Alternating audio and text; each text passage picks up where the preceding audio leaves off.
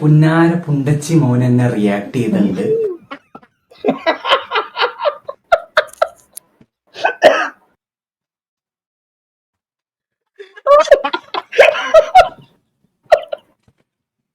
ഇതൊക്കെ എപ്പോ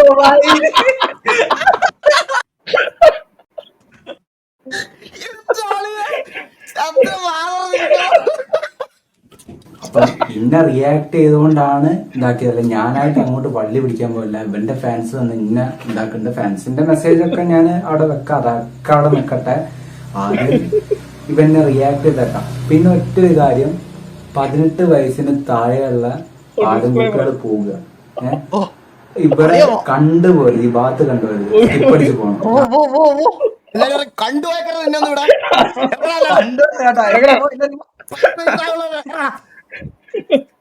അത്രയ്ക്കും കൊടുങ്ങല്ലൊരു ഭരണി പറയും.